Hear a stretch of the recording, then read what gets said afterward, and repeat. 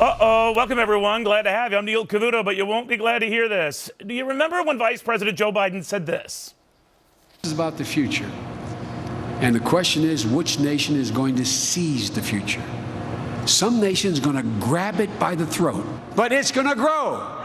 Start off with 80, you're going to be 1,000 people working in this facility. We decided, why should they be made anywhere else than in America?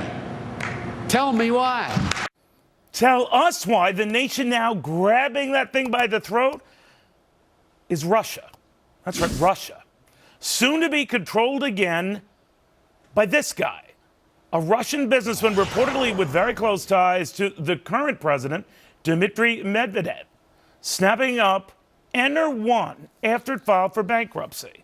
This is the same Enter-1 that Joe Biden hailed as the wave of the future. Back then, the company was flushed with cash, a lot of cash, your cash, taxpayers pledging $118 billion in stimulus to charge up the battery maker.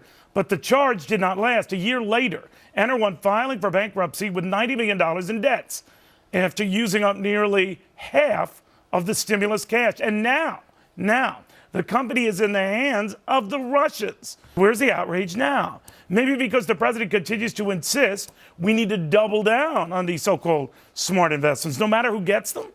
Michael Reagan, whose dad, of course, bemoaned the great evil empire, doesn't think this is wise or good or even smart at all. What do you make of this, Michael? You know, I'm thinking of the sequel to Three Stooges called The Two Stooges, where you have Barack Obama and Joe Biden starring in that one, and thinking about the companies they choose to go forward and the money it has cost the American taxpayer. But in this case, where you now have the Russians owning this technology.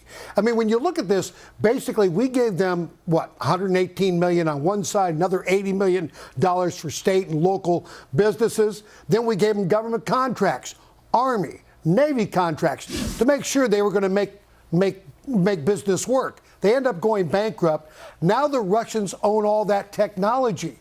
What are they going to do with that technology? I mean, they're already trying to steal, and they are stealing some of our technology that today exists. And they do it through illicit means, illegal means. Now we just sell it to them.